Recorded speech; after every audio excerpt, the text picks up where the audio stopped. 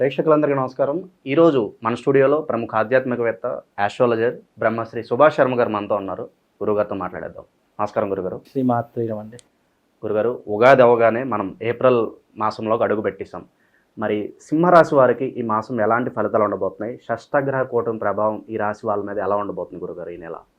తప్పకుండా తెలియజేస్తాను. ముందుగా ప్రేక్షకులందరికీ శ్రీమాత్రే నమః, శ్రీ గురుభ్యో నమః.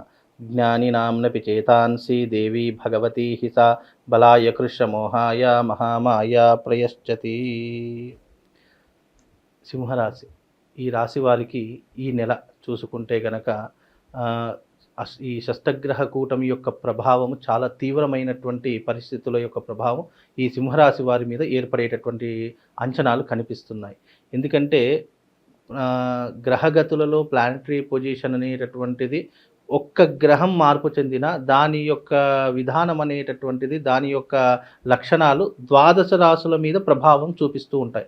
అందుకే ఇప్పుడున్నటువంటి ఈ షష్టగ్రహ కూటమి యొక్క ప్రభావము ఇప్పుడు రాబోయేటటువంటి ఈ పౌర్ణమి నుంచి కూడా వీళ్ళకు విపరీతమైనటువంటి కొన్ని రకాలైనటువంటి ఇబ్బందులు ఏర్పడేటటువంటి లక్షణాలు ఏర్పడతాయి. ఎందుకంటే సింహరాశి నుంచి గనక లెక్క వేస్తే గనక సింహం, కన్య, తుల, వృశ్చికం, ధనస్సు, మకర, కుంభ, మీనం అంటే వీళ్ళకి 8వ స్థానంలో ఈ షష్టగ్రహ కూటమి ఏర్పడడం జరుగుతుంది. 8వ స్థానం అంటే ఏంటి? ఆరోగ్య భంగాన్ని సూచించేటటువంటి స్థానం. కనుక గ్రహ ఫలితాలను కనుక చూసుకుంటే వీళ్ళకు 8వ స్థానంలో ఈ యొక్క షష్టగ్రహ కూటమి యొక్క ప్రభావం ఏర్పడుతుంది. కాబట్టి ముఖ్యంగా ఎదురయ్యేటటువంటి సమస్యలు ఏంటో తెలుసా అండి? ఆరోగ్య భంగము, తర్వాత ఆర్థికపరమైనటువంటి ఇబ్బందులు, శత్రువులు విపరీతంగా పెరిగిపోవడము, తగాదాలకు వెళ్ళవడము, అలాగే కోపము, ఆవేశము, లేనిపోని తొందరపాటు నిర్ణయాల వల్ల వాళ్ళ భవిష్యత్ అంతా కూడా దిగజార్చుకోవడము, ఈ రకమైనటువంటి పద్ధతులు విపరీతంగా వీళ్ళ జాతకంలో ఏర్పడేటటువంటి లక్షణాలు ఉంటాయి.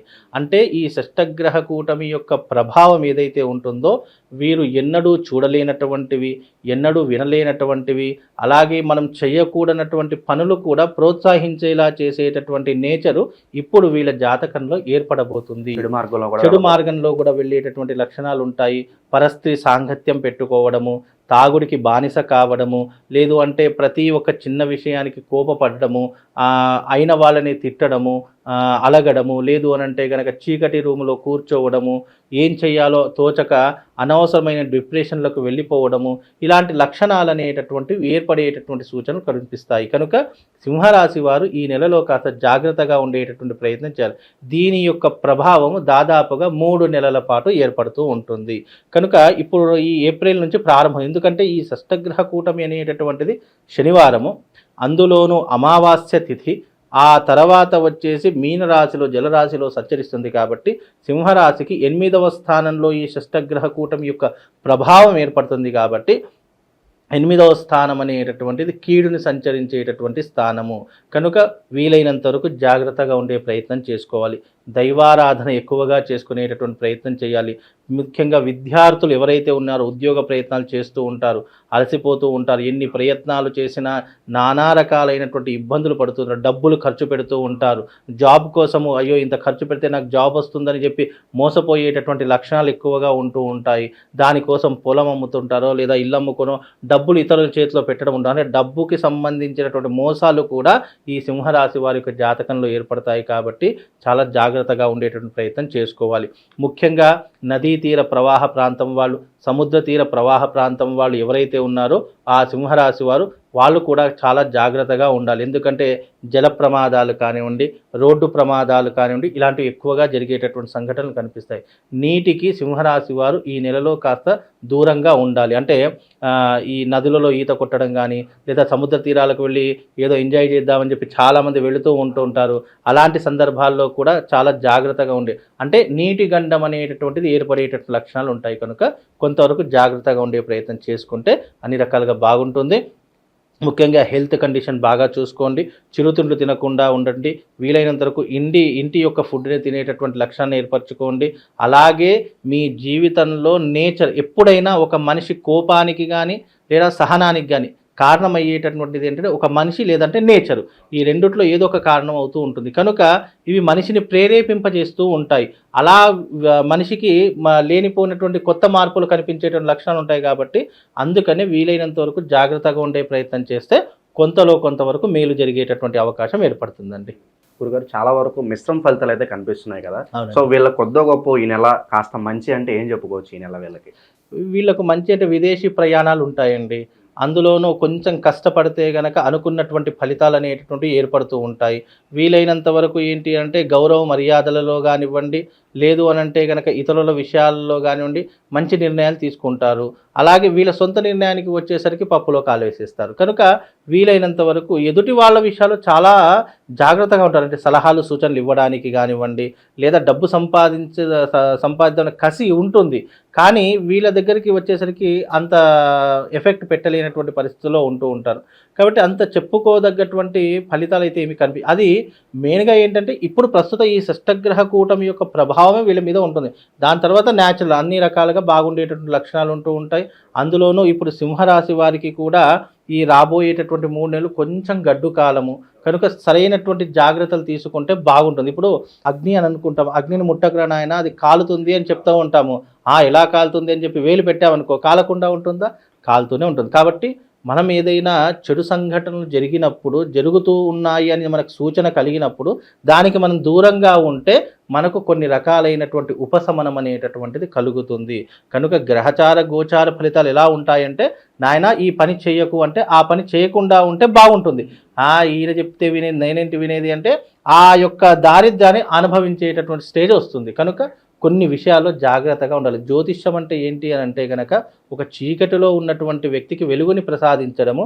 నాయన ఈ దారి గుండా వెళితే నీకు దురదృష్టము లేదా అదృష్టము అనేటటువంటి సంకేతాలు 2 రకాలుగా ఉంటుంది. జ్యోతిష్యం అలాంటి మార్గాన్ని నిర్దేశిస్తుంది అని చెప్పేటటువంటిదే తప్ప ముట్టుకుంటే ఏమవుతుంది, పట్టుకుంటే ఏమవుతుంది, లేదు అని అంటే కనుక ఈయన చెప్తే వినేది నేనేంటి వినేది అని మనము గొప్పలకు పోయో లేదా ఎవరో చెప్తే నేనెందుకు వినాలి అని చెప్పేసి అహంకారంతో ఇలాంటివి ఏర్పరచుకున్నాం అనుకోడు ఆ కష్టాన్ని అనుభవించి తీరుతాడు. కాబట్టి నువ్వు కష్టపడకూడదు అని చెప్పేటటువంటి లక్షణం ఉన్నటువంటిదే జ్యోతిష్యము తప్ప అంతకు మించి జ్యోతిష్యం ఏం మెరాకిల్స్ కాదు, ఏం మ్యాజిక్ కాదు, లేదు అంటే కనుక అదేదో అద్భుతాలు సృష్టించేటటువంటిది కాదు.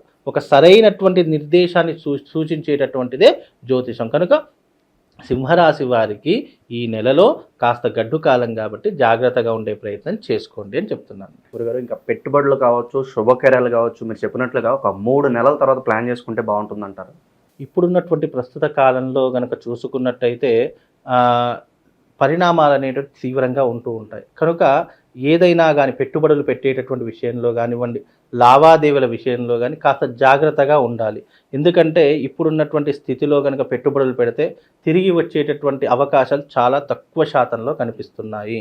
కనుక ఈ యొక్క షష్టగ్రహ కూటమి యొక్క ప్రభావము అలాగే దీని యొక్క పరిణామము సింహరాశి వారి మీద తీవ్రంగా ఉంది కాబట్టి కొంతవరకు జాగ్రత్త. పెట్టుబడులు అనేటటువంటి ఎప్పుడు పెడతాము అని అంటే మన జాతకంలో గ్రహస్థితి బాగా ఉచ్చస్థానంలో ఉన్నప్పుడు గజకేసరి యోగం అనేటువంటి ప్రతి మనిషి జాతకంలో కొన్ని సందర్భాల్లో వస్తుంది. అలాంటి సిచ్యువేషన్స్ ఉన్నప్పుడు మనం ఏ దాంట్లోనే పెట్టుబడులు పెట్టవచ్చు. పెట్టిన పెట్టుబడులు ఎప్పుడైనా కూడా మనకు తిరిగి వచ్చేటటువంటి అవకాశాలు ఏర్పడతాయన్నప్పుడు దానికి సరైనటువంటి నిర్ణయము, సరైనటువంటి ముహూర్తము, లగ్నము, యోగము, కరణము ఇవన్నీ కూడా చూసుకొని మనం పెట్టుబడులు పెట్టాలి. అయితేనే మనకు పెట్టిన పెట్టుబడులకు లాభం అనేటటువంటి చేకూరుతుంది. నా జాతకం బాగుంది కదా నేను పెట్టుబడులు జాతకం బాగున్నంత మాత్రాన పెట్టుబడులు పెడితే యోగం ఉండదు. యోగం ఉండాలి. యోగం అనేటటువంటిదే మనిషిని అత్యున్నతమైనటువంటి స్థితికి తీసుకొని వెళుతుంది. కనుక ఇప్పుడు జాతకంలో కొన్ని సంవత్సరాల వరకు ఇప్పుడు గురుబలం బాగుంది, నాకు అదృష్టం కలిసి వస్తుంది అని అంటే గురుబలం అనేటటువంటిది ఎవ్రీ ఇయర్ గుర్తుపెట్టుకోండి 5గురికి బాగుంటుంది. మిగతా వారికి మధ్యమ ఫలితాలు, మిశ్రమ ఫలితాలు ఉంటాయి తప్ప అందరికీ బాగుండదు. అందరూ పెట్టుబడులు పెట్టాలి అని అనుకుంటారు, కానీ దానికి సరైనటువంటి యోగము, ముహూర్తం అనేటటువంటిది బలంగా ఉంటే నువ్వు పెట్టినటువంటి పెట్టుబడికి తప్పకుండా నీకు లాభాలు వస్తూ ఉంటాయి. నువ్వు పెట్టిన పెట్టుబడులు తిరిగి నీ చేతికి వచ్చేటటువంటి అవకాశం ఏర్పడుతుంది. అన్ని రకాలుగా బాగుంటుంది అని ఉద్దేశం. సో అవన్నీ చూడాలంటే వ్యక్తిగత జాతకం కంపల్సరీగా చూడాలి. తప్పకుండా వ్యక్తిగత జాతకం అనేటటువంటిది ఏంటి అంటే నీ యొక్క భవిష్యత్తు ఎలా ఉండబోతుంది అని నిర్ణయించేటటువంటి వ్యక్తిగత జాతకం. రాశి ఫలాలు గోచార ఫలితాలు ఎలా ఉంటుంది అది యూనివర్సల్. ఇప్పుడు ఎగ్జాంపుల్గా ఒక నక్షత్రంలో కానీ ఒక రాశిలో పుట్టినటువంటి వాళ్ళు కానీ వందల మంది ఉంటారు. ఇప్పుడు ఎగ్జాంపుల్ నేను కానీ మీరు కానీ పుట్టినప్పుడు నా టైంలో నా తిథిలో నా సమయంలో పుట్టినటువంటి వాళ్ళు లక్షల మంది ఉంటారు. అందరికీ ఒకే జాతకం వర్తించదు.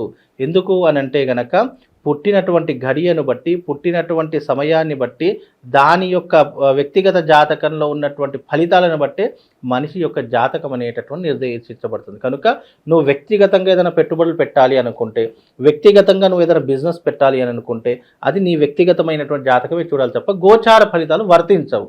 కనుక అది ఎప్పటికైనా ఇంకోటి ఏంటంటే జాతకంలో నువ్వు ఒక బిజినెస్ పెడుతున్నావు అంటే అది నీకు కలిసి వస్తుందా లేదా, నీ యొక్క గ్రహ ఆధిపత్యం ఏంటి, నువ్వు ఏ నక్షత్రంలో పుట్టావు, ఏ లగ్నంలో పుట్టావు, ఇవన్నీ కూడా క్యాలిక్యులేషన్ వేసి నువ్వు ఈ యొక్క పెట్టుబడి పెడితే నీకు తిరిగి వస్తుందా లేదా, లేదా నువ్వు ఈ జాతకుడికి ఈ బిజినెస్ కలిసి వస్తుందా లేదా అనేటటువంటి తెలియజేసేటటువంటిది వ్యక్తిగత జ్యోతిష్యము. అది వ్యక్తిగత జ్యోతిష్యాన్ని బట్టి అంచనా వేస్తాం. ఇవి గోచార ఫలితాలు కాబట్టి ఇది యూనివర్సల్. ఎవరైనా కూడా అంచనా వేసుకొని ఈ ఫలితాలను కనుక తెలుసుకోవచ్చు. గురుగారు కాస్త గడ్డుకాలం నడుస్తుంది కాబట్టి మరి సింహరాశి వారికి మంచి రెమెడీస్ ఏమైనా ఉంటే తెలియజేయండి గురుగారు. సింహరాశి వారికి కనుక మంచి రెమెడీ అని అంటే కనుక రక్షణా కవచం కోసము ఇప్పుడు మనకు ఈ ఉగాదికి సూర్యుడు రాజయ్యాడు కాబట్టి ఆదిత్య హృదయ స్తోత్ర పారాయణం చేసుకోవాలి ముఖ్యంగా. అదే రకంగా వీలైతే గనక కరంగలి మాల వేసుకోమని చెప్పాను. ఎందుకంటే నెగిటివ్ ఎనర్జీ నుంచి దూరం చేస్తూ ఉంటుంది. వాళ్ళకు ఒక రక్షణ కవచంలా ఎప్పుడు కూడా వాళ్ళ మెడలో ఉండేటటువంటిది కాబట్టి వాళ్ళకి అన్ని రకాలుగా మేలుగా జరుగుతుంది. ఆదిత్య హృదయ పారాయణం చేసుకోండి. అలాగే మీ మెడలో కరంగలి మాల ఎప్పటికీ ధరించుకొని ఉండండి. అలాగే ప్రతి సోమవారం శివాలయానికి వెళ్ళి అక్కడ స్వామివారికి నామస్మరణ చేసుకోండి. వీలైతే అభిషేకం చేసుకోండి.